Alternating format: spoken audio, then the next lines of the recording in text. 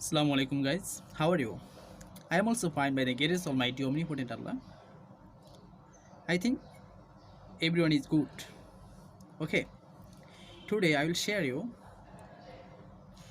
Rules ছাড়া টেনশনের সহজ উপায়। না রুলস মুখস্থ করার কোনো প্রয়োজন নেই। রুলস মানেই ঝামেলা। অনেকে রুলস পড়তে টেন্সই চিনে না, ঠিক আছে? তাই আমি একটা সিস্টেম করেছি। আমিও অনেক বই স্টাডি করেছি এবং অনেক ভিডিও দেখেছি। তো আমি এইভাবে সাজিয়ে নিয়েছি যে রুলস ছাড়া কীভাবে টেন্স চেনা যায়, ঠিক আছে? কথা হলো এখন আমি যে স্টেটমেন্ট এই জায়গায় লিখেছি,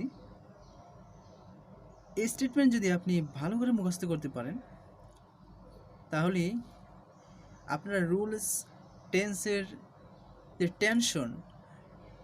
টেন্সের একদম দূর হয়ে যাবে। ওকে, টেন্সের রুলসের কোনো প্রয়োজন হবে না।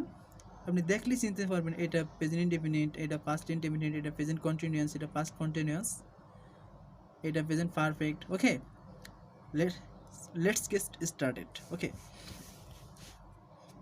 আপনি টিএম মানে টোটালি মেমোরাইজ বা টানা মেমোরাইজ করতে, টোটালি মুখস্থ করে ফেলতে হবে আপনার। যদি টেন্স চিনতে চান, টেন্স ভালো মতো বুঝতে চান, তাহলে টোটালি মুখস্থ করে ফেলতে হবে, অর্থ সহ দাও, ঠিক আছে? আমি আপনাকে বুঝিয়ে দিচ্ছি, বাকিটা আপনি মুখস্থ করে ফেলবেন। ওকে, আই ডু আমি করি, আই অ্যাম ডুইং আমি করতেছি, আই হ্যাভ ডান আমি করেছি, আই হ্যাভ বিন ডুইং আমি করতেছি 1 ঘন্টা সময় ধরে বা 2 ঘন্টা 5 ঘন্টা যাই হোক, এটা কন্টিনিউয়াস টেন্স। কি? প্রেজেন্ট পারফেক্ট কন্টিনিউয়াস, অনেক সময় ধরে করতে থাকে, অনেক সময় ধরে চলতে থাকে, ঠিক আছে?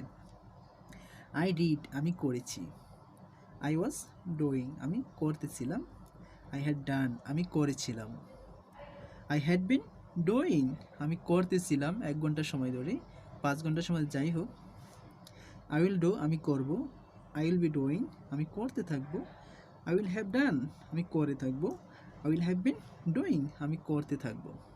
ওকে, এখন আপনি টেন্স স্ট্রাকচার অনুযায়ী চিনে পেলেন যে এটা হচ্ছে present indefinite.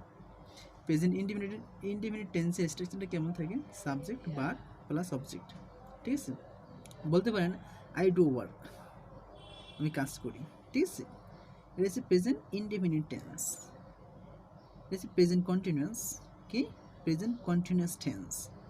I am doing আমি করতেছি, মানে বর্তমানে যেটা করতেছি, present continuous. Okay, I have done আমি করেছি, করেছি মাত্র জিজ্ঞাসা করেছি, আই হ্যাভ ডান আমি করেছি। Okay, this present perfect tense. কি কোন tense? Present perfect. I have been doing আমি করতেছি 1 ঘন্টা সময় ধরে, প্রেজেন্ট পারফেক্ট কন্টিনিউয়াস টেন্স। কোন টেন্স এটা? Present perfect continuous. I think you understand. I did আমি করেছি পাস্টে, এটা হচ্ছে পাস্ট ইনডেফিনিট, ঠিক আছে? আই ওয়াজ ডুইং আমি করতেছিলাম, আই ওয়াজ ডুইং আমি করতেছিলাম, পাস্ট কন্টিনিউয়াস টেন্স মানে করতেছিলাম, পাস্ট কন্টিনিউয়াস যেটা চলমান, ঠিক আছে? চলমান মানে কন্টিনিউয়াস। আই হ্যাড ডান আমি করেছিলাম, past perfect. I have done আমি করেছিলাম, এটা কোন tense? Past perfect tense. Okay, I had been doing আমি করতেছিলাম 1 ঘন্টা সময় ধরে। এখন আপনি এটার স্ট্রাকচার বুঝবেন কীভাবে স্ট্রাকচার বুঝবেন? যেমন সাবজেক্ট ওয়ার থাকতে পারে, ওয়াজ থাকতে পারে, বার ডুর একটা বারের সাথে আইএনজি প্লাস এক্সটেনশন। যদি পাস্ট পারফেক্ট কন্টিনিউয়াস টেন্সের স্ট্রাকচারটা কীরকম হবে? সাবজেক্ট হ্যাড বিন, ঠিক আছে, বার আইএনজি প্লাস এক্সটেনশন। বুঝতে পারছেন? I hopefully you understand. Okay, এবার আসলাম আমরা ফিউচার টেন্সে। আই উইল ডু আমি করব, আই উইল বি ডুইং আমি করতে থাকবো, আই উইল হ্যাভ ডান আমি করে থাকবো, I will have been doing, আমি করতে থাকবো 1 ঘন্টা সময় ধরে।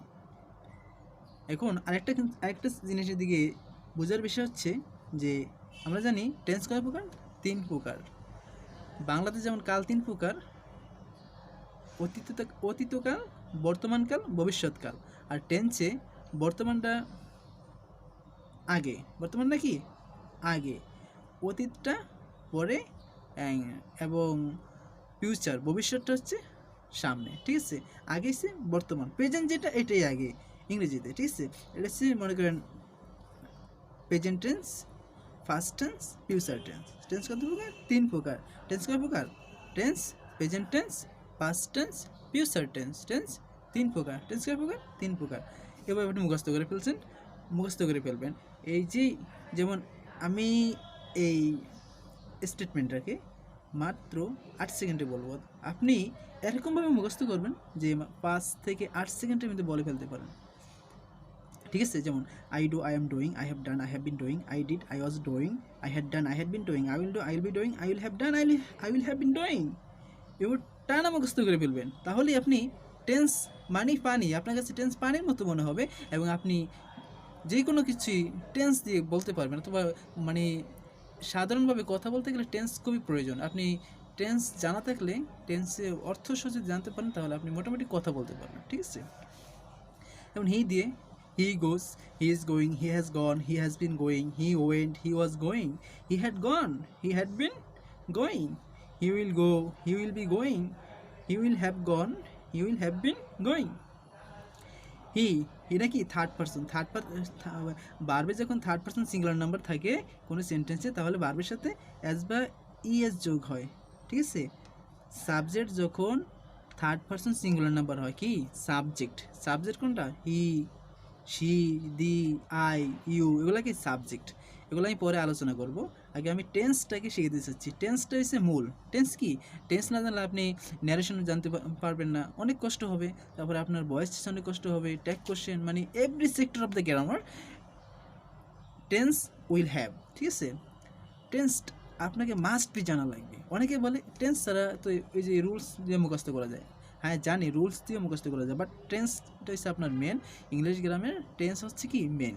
টেন্স আপনাকে জানতেই হবে ফার্স্ট অফ অল। এই জন্য আমি আপনাকে টেন্সটাকে শিখিয়ে দিলাম। আপনি এই স্টেটমেন্টের টানা মুখস্থ করে ফেলবেন, তারপরে আমি সামনের দিকে এগিয়ে যাবো ইনশাআল্লাহ।